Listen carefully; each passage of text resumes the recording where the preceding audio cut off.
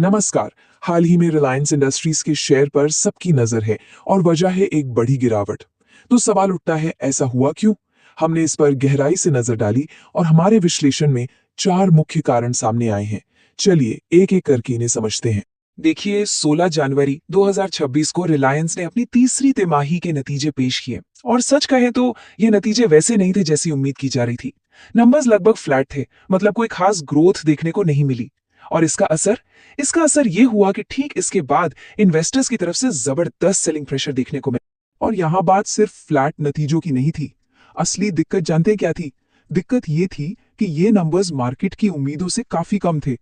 और देखिए, जब रिलायंस जैसी दिग्गज कंपनी उम्मीदों पर खरी नहीं उतरती ना, तो मार्केट का रिएक्शन भी उतना ही तेज और बड़ा होता है। और जब हमने इस सुस्ती के कारणों को खंगाला, तो पता चला कि इसके पीछे कोई एक वजह नहीं, बल्कि कई वजहें हैं। एक तो ये कि लगभग सभी बिजनेस वर्टिकल्स में ग्रोथ की रफ्तार धीमी पड़ गई है। ऊपर से शहरी इलाकों में खपत में भी थोड़ी नरमी आई है। और हाँ, फेस्टिव सीजन की टाइमिंग में जो बदलाव हुआ, उसका असर भी रिटेल सेगमेंट के मुनाफे पर साफ साफ पड़ा है। तो अब तक हमने कंपनी के अंदर की बातें की, लेकिन यहाँ एक बड़ा सवाल उठता है। क्या सारे कारण सिर्फ इंटरनल ही हैं, या फिर कुछ बाहर के फैक्टर्स भी हैं जो अपना रोल प्ले कर रहे हैं? और हमारा विश्लेषण यही बताता है कि असल में तस्वीर इससे कहीं ज्यादा बड़ी है। हमने जब O2C बिजनेस की चुनौतियों को देखा, तो 3 बड़ी बातें सामने आईं। पहली, रूसी क्रूड ऑयल तक पहुंच में जो कमी आई है, वो एक बड़ी दिक्कत है।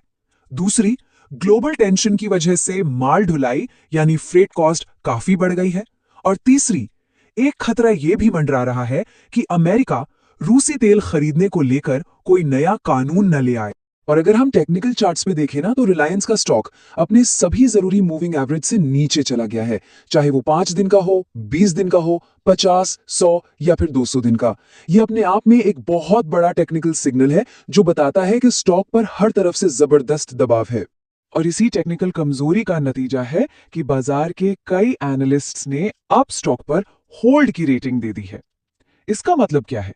इसका मतलब यह है कि वो कह रहे हैं कि अभी ना तो इसे खरीदने का सही समय है, ना ही बेचने का। बस इंतजार करो और देखो।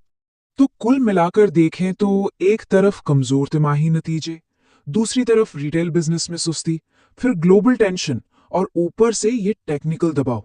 मतलब चारों तरफ से चुनौतियां हैं। ऐसे में रिलायंस का भविष्य क्या होगा? ये एक बहुत बड़ा सवाल है।